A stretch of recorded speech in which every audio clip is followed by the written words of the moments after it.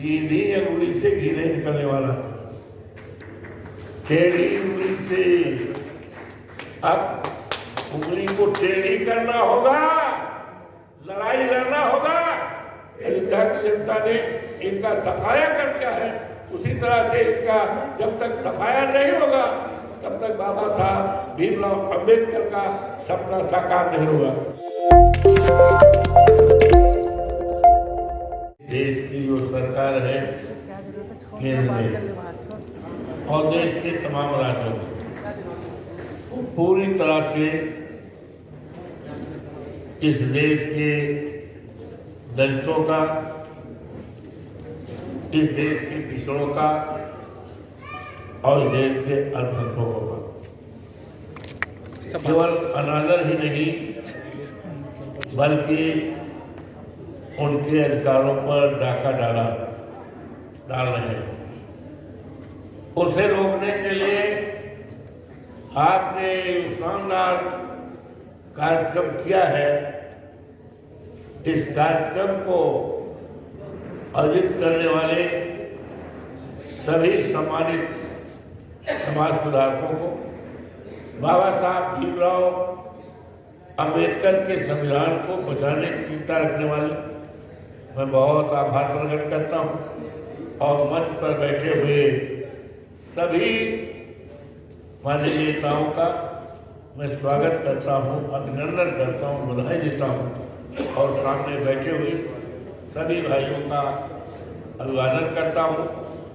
और अयोध्या जो मर्यादा पुरुषोत्तम राम की धरती, 54 फैजाबाद लोकसभा जो अयोध्या जनपद में है, जहां पर भारतीय जनता पार्टी ने इस देश में ऐसा संदेश देने का काम किया और सीट को हटाने का काम किया। यहां तक उन्होंने यहां तक कहा कि हमने मंदिर बनवाया है। मंदिर उन्होंने नहीं बनवाया, मंदिर तो माननीय उच्चतम न्यायालय के आदेश पर। और ये भी क्या कि भगवान राम को हम लाए हैं, अंगुली पकड़ करके बैठाए हैं। और जो कुछ वालों को देश का कोई व्यक्ति इस बात का बिलीव नहीं करेगा, इस बात पर यकीन नहीं करेगा कि भगवान को लाने वाले लोग हैं, इस देश के प्रधानमंत्री जी हैं। Nobody will believe. और इस चुनाव में वहां के देवतुल्य मतदाताओं ने, अरे सर झुक के जाइए, सम्मानित बहनों ने, सम्मानित भाइयों ने और समाज के सभी गरीब लोगों ने इस बात का संदेशा दिया है कि अब इस देश में धर्म पर आधारित राजनीति नहीं चलेगी, मनवादी व्यवस्था नहीं चलेगी। इस देश में अब बाबा साहब भीमराव अंबेडकर के संविधान को बचाने की राजनीति चलेगी। इस देश में बाबा साहब भीमराव अंबेडकर ने जो संविधान के अनुच्छेद 14 में फंडामेंटल राइट्स दिए हैं, मूलाधिकार दिया है, अब उनका मूलाधिकार के आधार पर जो काम करेगा उसी की चर्चा होगी। अब इस देश में जातीय जनगणना की बात चलेगी, इस देश में आरक्षण की बात चलेगी और इस देश में करोड़ों करोड़ों नौजवान बड़ी बड़ी डिग्रियां लिए हुए, उनको सरकारी नौकरी नहीं है। अपनी डिग्री जलाने के लिए कभी कभी सोचते हैं, तो यहां तक कि आत्महत्या के लिए। इसी देश की दौलत हीरा जवाहरात सोना चांदी नहीं हुआ करता, देश की दौलत वहाँ के इंसान, वहाँ के युवा हुआ करते हैं, जो आज सबसे परेशानी है। इसकी तरफ किसी को चिंता नहीं। आज अफसोस के साथ कहना पड़ रहा है, मुझे भी खुशी है कि हमारे बीच में तमाम प्रोफेसर हो गए। अभी आदरणीय रतन जी ने और दूसरे भी हमारे जो प्रोफेसर बहुत अच्छे ढंग से बताने का काम किया। लेकिन आज जब हम देश के तमाम विश्वविद्यालयों की तरफ नजर डालते हैं तो 0.5% भी आरक्षण नहीं है, आरक्षण नहीं है। इसके लिए हमें चिंता भी करना है, इसके लिए हमें संघर्ष भी करना है, क्योंकि सीधी अंगुली से घी नहीं निकलने वाला, टेढ़ी उंगली से। अब उंगली को टेढ़ी करना होगा, लड़ाई लड़ना होगा, और तभी हम सब बाबा साहब भीमराव अम्बेडकर के जो संविधान की चर्चा करें। अभी जो चुनाव हुआ है लोकसभा का, लोकसभा के चुनाव में यहां तक कहा जाता था 272 सीट सरकार बनाने के लिए और 400 के पार संविधान हटाने के लिए। ये किसकी विचारधारा थी? कौन सी पार्टी थी? कौन से लोग थे? इसलिए हमें आपको सजग रहना है, हमें आपको निगरानी रखना है। इनकी विचारधारा अच्छी नहीं है। आज हमारे जो मुख्यमंत्री लोग हैं और भारतीय जनता पार्टी के हैं, और विशेष तौर से उत्तर प्रदेश के, आगे क्या करूं? उनके टेबल पर, सरकारी टेबल पर मनुस्मृति क्या है?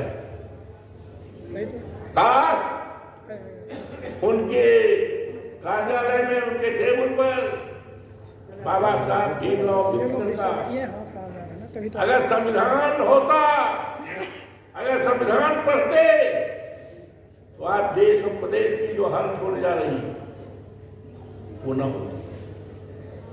स्मृति पढ़ करके आज काम हो रहा है, योजनाएं बन रही हैं।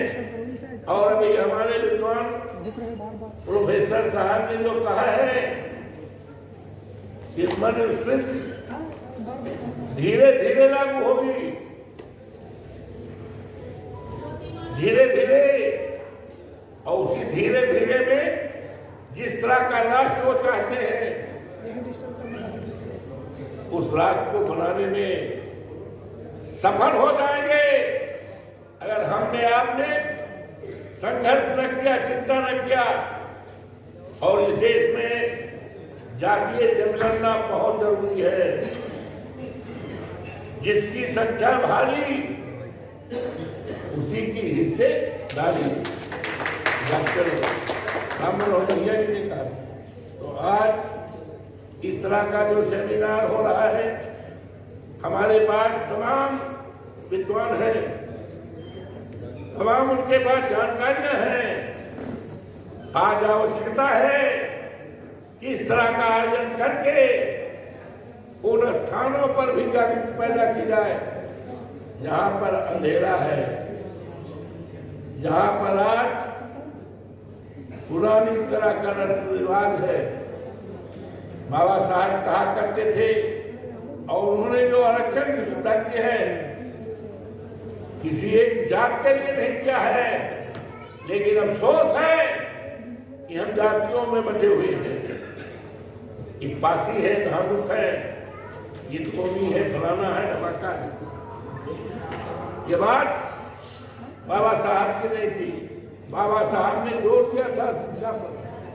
वास्तव से शिक्षा जरूरी है, और भारतीय जनता पार्टी की जो सरकारें हैं दलितों को शिक्षा से दूर रखने का व्यवस्था किया है, योजना बनाई है, इससे हमारे बच्चे यूनिवर्सिटी में न पढ़ पाए, संविधान के प्रति अपने अधिकारों की चर्चा न कर सके, संघर्ष न कर सके, आज वो उसी में संतुष्ट होंगे कि हम ऐसे दलितों के सम्मान, ऐसे वंशज को तैयार करें तो गोरा हो गए। मेरा तो नीचे चला गया, खेला चलाना है, वो कभी नहीं चाहेंगे कि दलितों के बच्चे प्रोफेसर बने, इंजीनियर बने, डॉक्टर बने, आईएएस बने, आईपीएस बने, वो कतई नहीं चाहिए। वो चाहेंगे कि ऐसी नस्लें तैयार की जाए जो बोरन हो। ये तमाम चीजें हैं। तो आज हमें खुशी है कि तमाम हमारे विद्वान साथियों, प्रोफेसर हैं, जानकार हैं और जिनको पूरी तरह से बाबा साहब भीमराव अम्बेडकर के संविधान की जानकारी है, उस संविधान पर किस तरह से वर्तमान सरकार हमला कर रही है, उस पर जागरूक रहने के लिए और अपने हकों का अधिकारों पर कब्जा करने के लिए, लेने के लिए जो जागरूकता का ये शानदार सम्मेलन आयोजित किया गया है, उसके लिए मैं अभिनंदन करता हूँ, स्वागत करता हूँ। और अयोध्या मर्यादा पुरुषोत्तम राम की धरती है, वहाँ के देवतुल्य मतदाताओं की तरफ से मैं आपका स्वागत करता हूँ, अभिनंदन करता हूँ, क्योंकि आज चर्चा है अवधेश प्रसाद पासी कैसे जीत गए, सामान्य सीट से कैसे जीत गए और भारतीय जनता पार्टी कैसे हार गई, क्योंकि उन्होंने तो मंदिर बनवाया था, उन्होंने तो राम को उंगली पकड़ बैठाए थे। What was the reason? तो रीजन ने तो बता दिया वहां के सम्मानित बताओं ने कि अब धर्म के आधार पर राजनीति नहीं चलेगी। ये कैंडिडेट नहीं हारा है, मेरे मुकाबले जो कैंडिडेट लड़ा है वो नहीं हारा है, बल्कि भारतीय जनता पार्टी की विचारधारा हारी है, उसकी मानसिकता हारी है। तो इस तरह से इनकी विचारधारा, मानसिकता जो है हमारे लिए, समाज के लिए विष की तरह है, जहर की तरह है। इस मानसिकता को खत्म करना होगा, तभी हम अपने अधिकारों को पा सकेंगे। और ये अधिकार तब हमें मिलेंगे जब हमको पूरी तरह से, जैसे अयोध्या की जनता ने इनका सफाया कर दिया है, उसी तरह से इनका जब तक सफाया नहीं होगा तब तक बाबा साहब भीमराव अम्बेडकर का सपना साकार नहीं होगा। आपने हमें सम्मानित किया अपने बीच में, मैं आपके प्रति आभारी हूँ। आपको बहुत बहुत धन्यवाद। जय हिंद, जय भारत।